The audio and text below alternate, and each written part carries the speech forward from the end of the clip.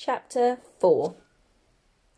After lunch, Rose disappears to our room, and Grandad comes up to the attic to check on our progress.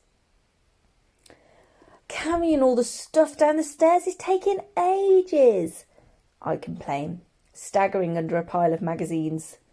"We need a quicker way." Grandad looks out of the attic window. Maybe you could use this." I join him and see that the garden is directly below us. "I suppose we could lower everything down on a rope." "Or maybe," Grandad says, grabbing a handful of my magazines, "you could chuck it all out." And before I can say, "No, that's a ridiculous idea," he's hurled the magazines out of the window. They flutter through the air and land all over the grass. He turns to me with a gleam in his eye. "Your turn, Arthur." "Isn't it a bit dangerous?" "Not if we only do the small stuff, and no glass or metal, right?" "Right," I agree, nodding seriously. Then, with a yell, I hurl out the rest of the magazines, making Grandad laugh with glee. Then we get down to the serious business of throwing the contents of the attic out of the window. We go into a bit of a frenzy, whooping and yelling as bags burst open mid-air and boxes explode on the patio. Eventually, and predictably, Rose comes up to ruin our fun. "Grandad, your pants are hanging in a tree," she cries. "Why have you even kept them?" "I was saving them to use as dusters," he explains. Then, possibly because Rose looks so disgusted, he shuffles off to collect them, coughing all the way down the stairs. "Inhaler," Rose and I call after him. Then Rose flops down on the sofa, pulls a piano keyboard onto her lap and starts randomly pressing the keys. "Do you want to chuck some stuff out?" I ask, hauling a bag towards the window. "This one's full of cuddly toys." "Nah." So while Rosie's creepy music fills the attic, I throw the cuddly toys out. Grandad appears and tries to catch them. When a stuffed Winnie the Pooh hits him in the face, he starts to fight it. It's really funny. I turn round to tell Rose to come and watch, but then I change my mind. There's no way she's getting off that sofa. Rose used to be all right. No, she was better than all right. She was funny and laughed at my jokes, and, except for the dark, she wasn't scared of anything. It was Rose who jumped off the harbour wall one summer, right in front of all those teenage boys, and Rose who worked out that we could sledge down the sand dunes on trays. At school, we were in the same class and played together every break time. I thought Rose liked this as much as I did, until our head teacher decided to mix up the Year 5 classes. We were given a piece of paper and told to write down the names of 3 people we wanted to be with. I wrote down one name, Rose. I didn't need anyone else. But then our teacher left the pieces of paper on his desk and I saw Rose's list. She'd written Angel, Nisha, Bryony.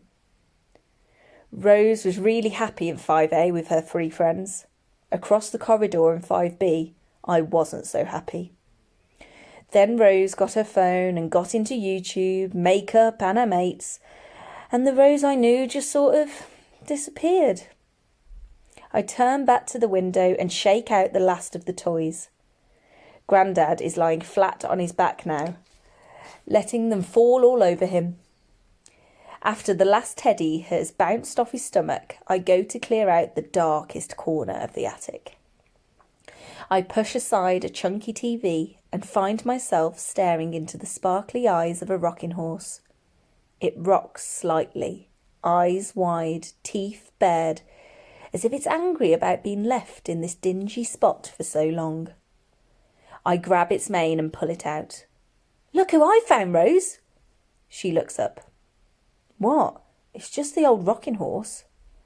"Yes, but it's your old rocking horse, isn't it? It was you who painted it black and covered it in glitter. And then you said it belonged to you and I was never allowed to sit on it. What did you call it?" "Prosecco," she says flatly. "You'd better put it in the charity shop, Paul. Someone might want it." Suddenly, I want to make Rose admit that she used to love this rocking horse. I want her to look at it and be interested in it and stop being cool for just 1 second. Hey, Rose, I drag it towards the window. Do you think Prosecco would like to fly?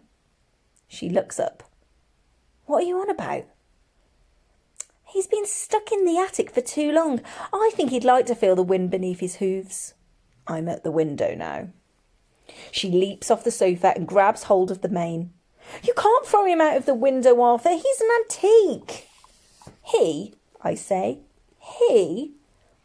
Rose narrows her eyes. Do you think you can still talk to him, Rose? She yanks the rocking horse out of my hands. Let's see, shall we? Then she crouches down and presses her ear to his mouth. What was that, Prosecco? Uh-huh. Got it. She looks up. Prosecco wants me to tell you that you smell like the corridor outside the boys' toilets. In fact, Prosecco thinks that the corridor outside the boys' toilets might actually smell of Arthur. She smiles sweetly. It looks like I can still talk to him. Yeah, well, maybe I can too. I stick my ear next to its mouth. Oh, sorry, Prosecco. You think Rose's perfume smells like cat poo after it's been in the sun? OK, I'll pass it on. Now it's Rose's turn. She rams her ear against his mouth. Uh-huh. Yep, got it. She looks up. What Prosecco actually said was it's you who smells like cat poo after it's been in the sun. You got it wrong because, unlike me, you don't speak fluent Moonlight Stallion. Moonlight Stallion? Ha! I knew Rose was still into Prosecco. He used to pop up in loads of our games, and I'm sure she was always sitting on him when we played Raw.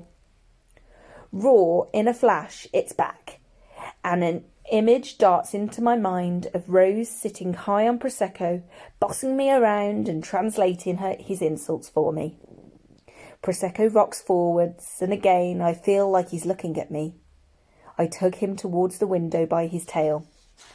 Suddenly, desperate to get away from his sparkly, staring eyeballs.